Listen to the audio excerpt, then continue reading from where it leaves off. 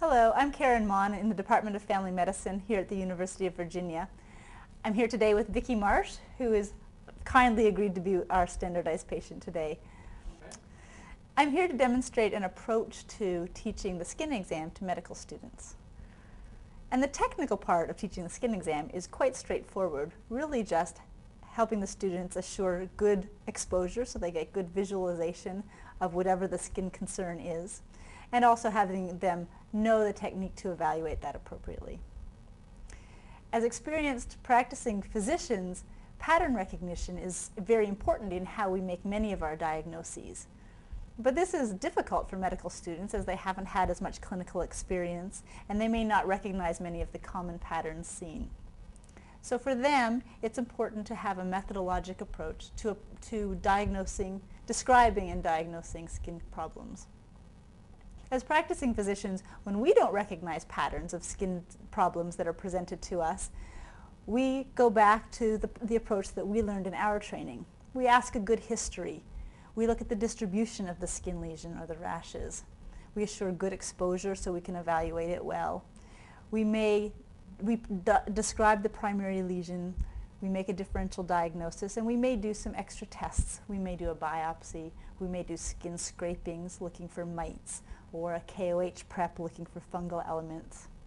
We may do culture or gram stain, or we may do a Woods lamp exam. One of the challenges in dermatology is really that most patients, in fact most people, have some dermatologic abnormalities. So one of the keys is to help the student really identify these lesions as specific entities. In family practice, we're asked to do dermatologic exams in two basic scenarios. First, a patient may come with a specific skin complaint or a skin lesion for us to look at.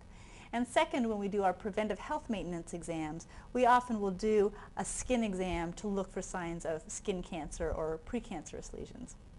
In both of these situations, taking a good history, evaluating the lesion well, making a differential diagnosis is important. Also in both of these situations, doing a thorough examination of the skin, especially areas that the patient can't see, may be important. In teaching the examination technique, it's important to help the student develop a methodologic approach so that they're really examining all of the skin. And this needs to be done, of course, with attention to the patient's privacy and comfort.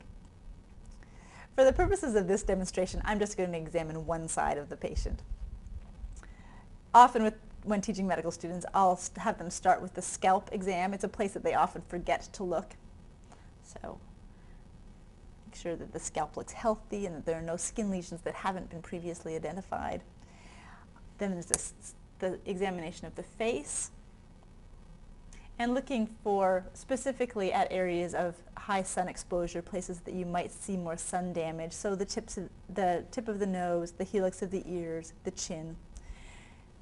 Then look at the back and the buttocks, the chest, abdomen, good.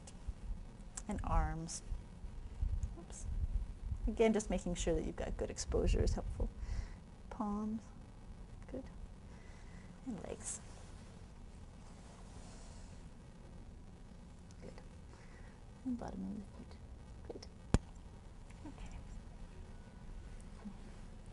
One thing you can do is have the student think about a three-step approach to observation. Sometimes standing back and looking from a distance is helpful in terms of giving information about the distribution of the skin lesions or the skin rash. Then stepping closer and looking at specific configuration of lesions can be helpful.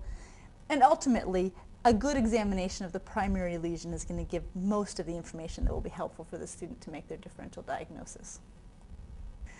Looking at the primary lesion, it's important for the student to describe the shape, the size, the color, the primary characteristics of the lesion, its distribution, and other similar characteristics.